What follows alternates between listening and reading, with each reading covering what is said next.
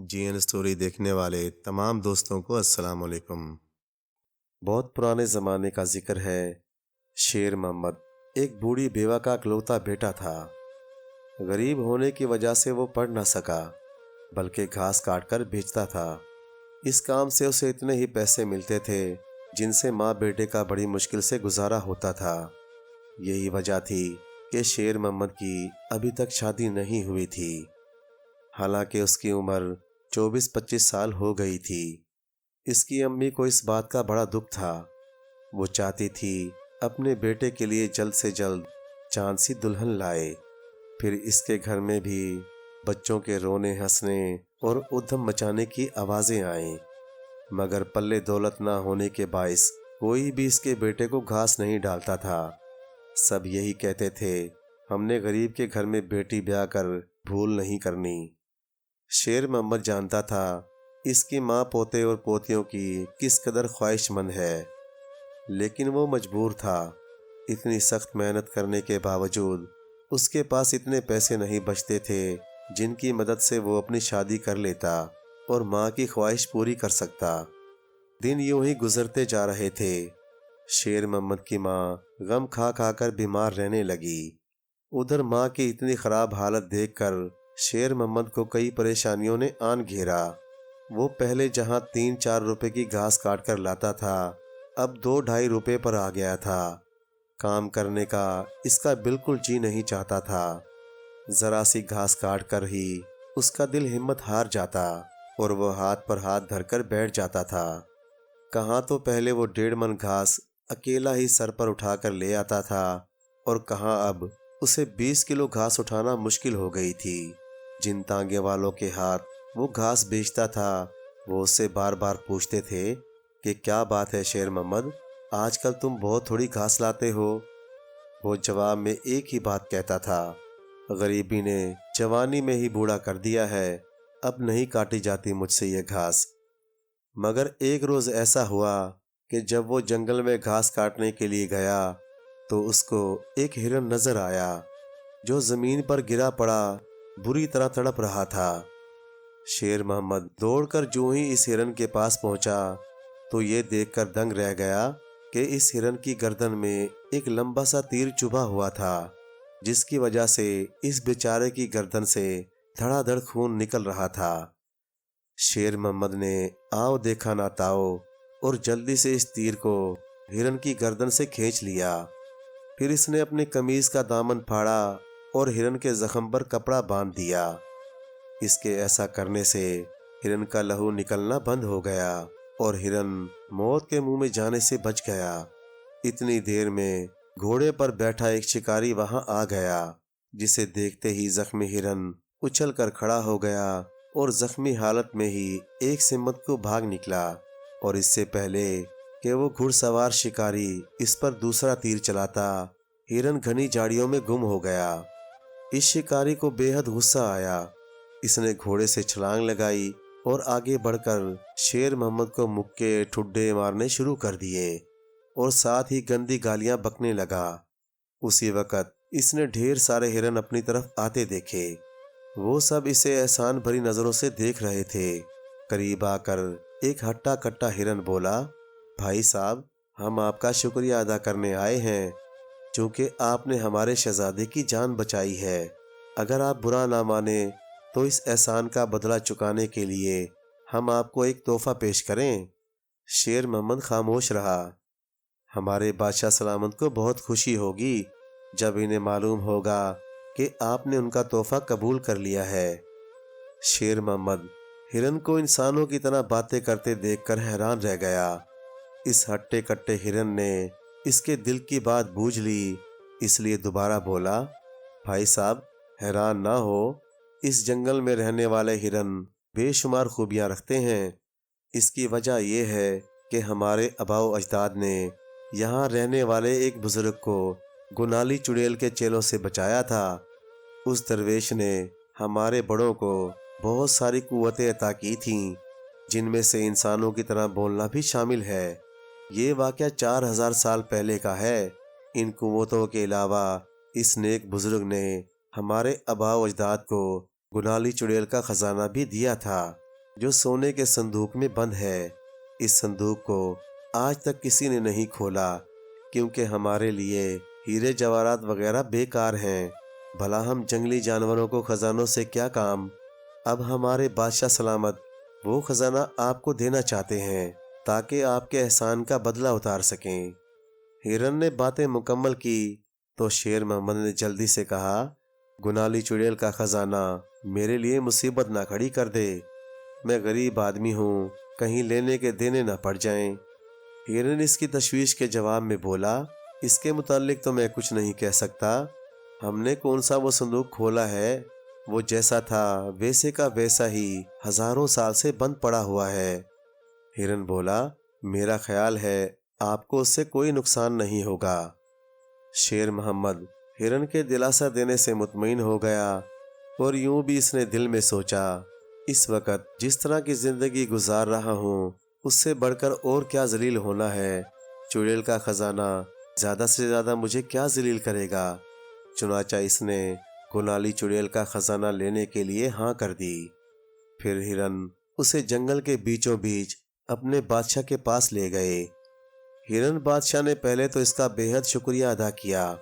اس کے بعد 2 موٹے تازے ہرنوں کے ساتھ جنگل میں واقع بھامرا جھیل کی جانب روانہ کر دیا، جس کے اندر وہ خزانہ بند تھا۔ بھامرا جھیل کے کنارے پہنچ کر ہرنوں نے شیر محمد سے مخاطب ہو کر کہا، ہم پانی میں داخل نہیں ہو سکتے۔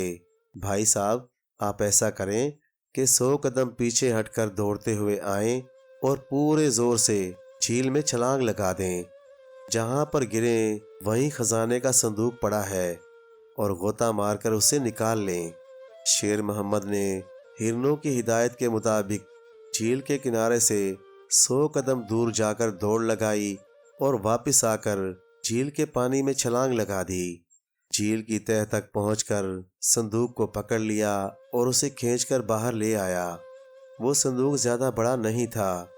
ہزاروں سال پانی میں پڑا رہنے کی وجہ سے کیچڑ اور کائی نے اس کا حلیہ بگاڑ کر رکھ دیا تھا۔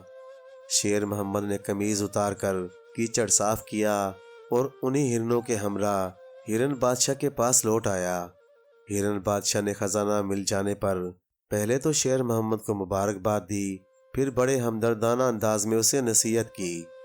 گنالی چڑیل کے خزانے اور اس صندوق کے بارے میں بزرگوں کی طرف سے ایک وصیت چلی آ رہی ہے کہ جو شخص نیک نیت ہوگا اور اس خزانے سے دوسروں کو بھی فائدہ پہنچائے گا، اس پر کوئی بلا نازل نہیں ہوگی۔ اس کے برخلاف اگر یہ خزانہ کسی ظالم خود غرض، بے عقل، کنجوس، بدماش کے قبضے میں چلا گیا تو اس کی ساری نسل مصیبتوں میں پھنس جائے گی۔ لہٰذا آپ اس دولت پر سانپ بن کر نہ بیٹھیے گا، بلکہ دوسرے انسانوں کو بھی فائدہ پہنچائیے گا۔ شیر محمد ہرن بادشاہ کی اس تلقین کو پلے باندھ کر گھر آ گیا۔ گھر پہنچ کر اس نے سارے واقعے سے ماں کو آگاہ کر دیا۔ گنالی چڑیل کا نام سن کر اس کی ماں دہشت کھا گئی۔ نہ بیٹا شیر محمد، نہ، ہمیں ایسے خزانے کی ضرورت نہیں ہے جس کی پردہ داری چڑیل کرتی ہو۔ کیا معلوم خزانے کو کھول لینے کے بعد ہم سے وہ شرطیں پوری نہ کی جا سکیں جن کو ہرن بادشاہ نے بتایا ہے۔ اس صندوق میں خوشیاں نہیں، پریشانیاں بند ہیں، اسے بند ہی رہنے دو، ہم غریب ہی اچھے ہیں۔ شیر محمد ماں کی بات سن کر بالکل ہی ہمت ہار گیا۔ اس نے صندوق کو گھاس کے ڈھیر میں چھپا دیا، مگر جب سونے کے لیے لیٹا اس کو دولت کا لالچ تنگ کرنے لگا۔ گھر آئے خزانے کو استعمال نہ کرنا اسے پاگل پن محسوس ہوا۔ چنانچہ دل کو مضبوط کر کے وہ چارپائی سے اترا اور ماں کی نظر بچا کر گھاس کے ڈھیر پر جا بیٹھا۔ صندوق نکال کر اس نے گھٹنوں پر رکھا اور اس کو کھولنے کے جتن کرنے لگا۔ چونکہ پانی میں پڑا رہنے کے باعث کنڈی خراب ہو گئی تھی۔ جو ہی کنڈی ڈھیلی ہوئی، شیر محمد کا دل زور زور سے دھڑکنے لگا۔ اسے یوں لگا جیسے آسمان گرجنے لگا ہو اور زمین لرزنے لگی ہو۔ اس کا سارا بدن پسینے میں بھیگ گیا۔ اس نے جلدی سے صندوق کو زمین پر رکھ کر دل تھام لیا اور لمبے لمبے سانس لینے لگا۔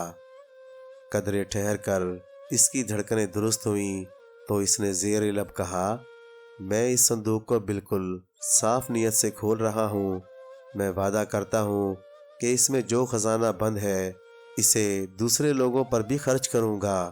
اسپتال تعمیر کراؤں گا، سڑکیں بناؤں گا، اسکول کھلواؤں گا اور باغ لگواؤں گا، لنگر خانے جاری کروں گا، معذوروں، محتاجوں، مسکینوں، بیواؤں اور بوڑھوں کو سب سے زیادہ فائدہ پہنچاؤں گا۔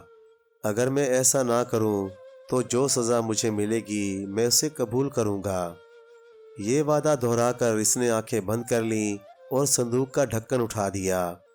ڈھکن اٹھنے کی دیر تھی کہ سارے گھر میں بھینی بھینی خوشبو پھیل گئی اور ساتھ ہی ہر شے تیز روشنی میں نہا گئی۔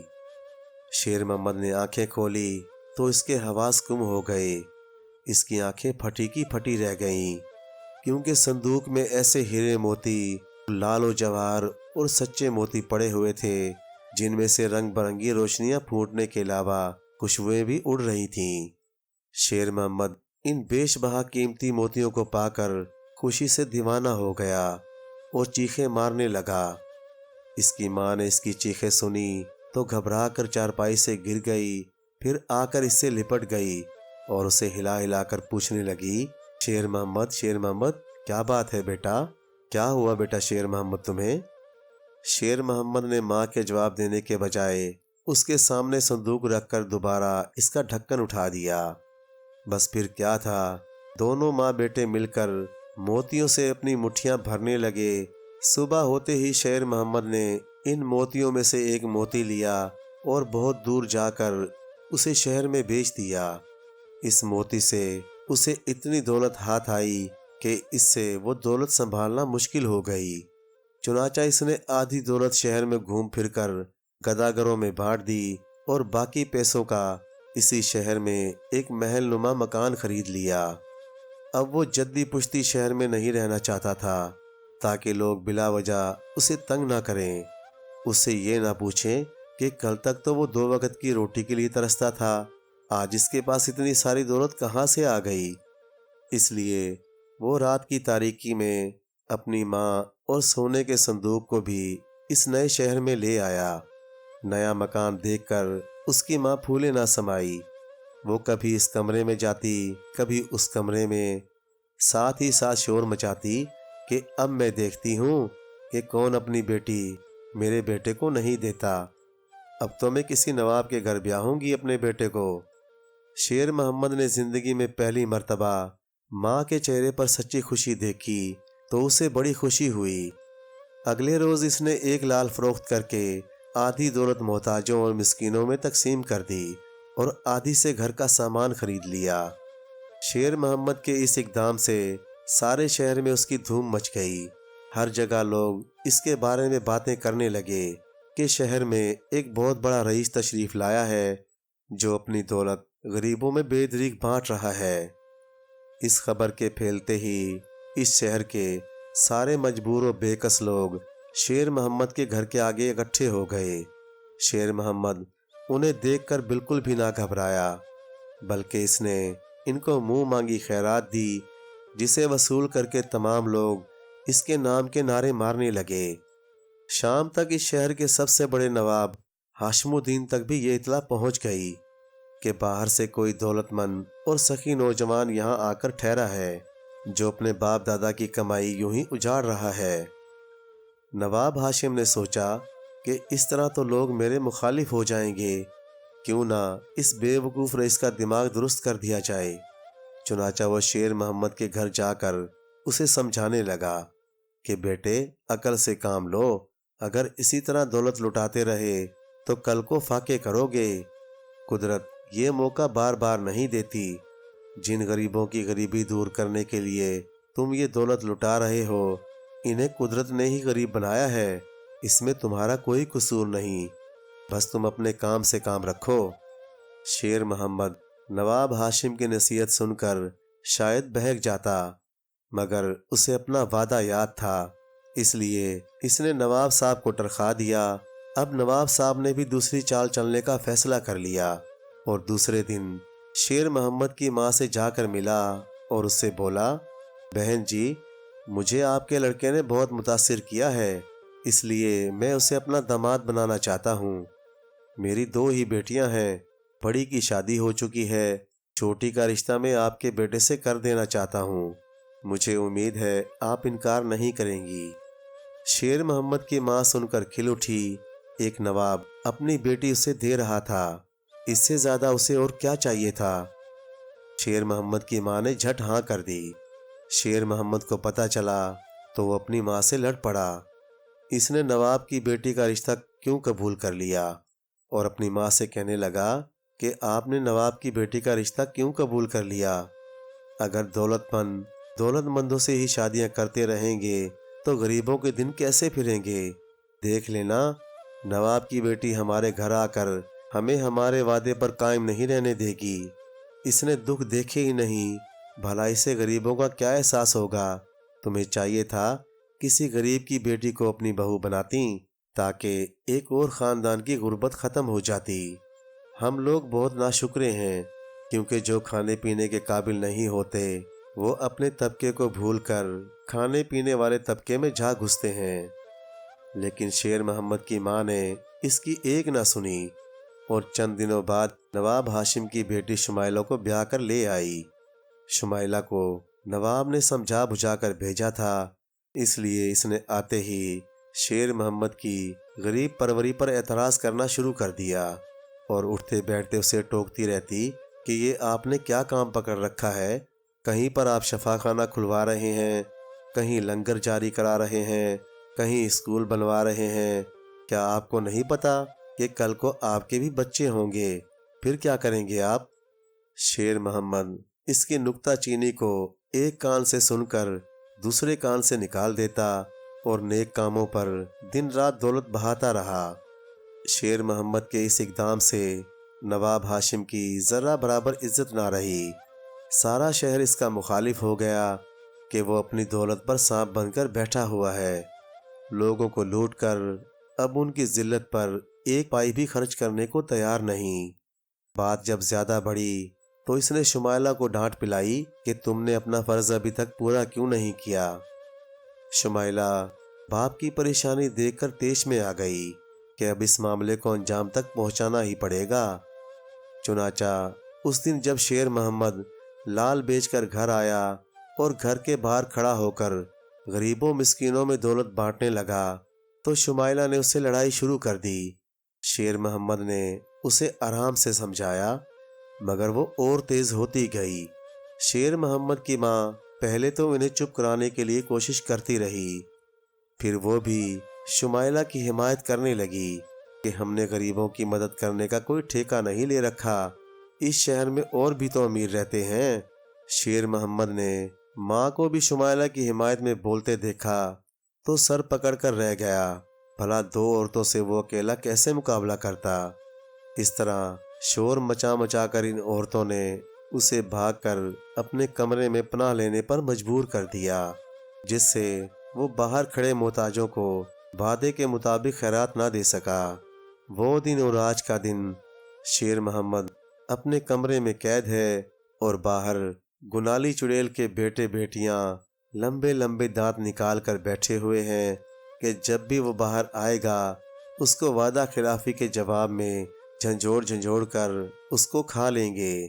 پیارے دوستو، کہانی اچھی لگے تو لائک کریں، چینل کو سبسکرائب کریں، اور مزید اسی طرح کی قصے کہانیاں دیکھنے کے لیے دیکھتے رہیں جی این اسٹوری ٹی وی۔ شکریہ۔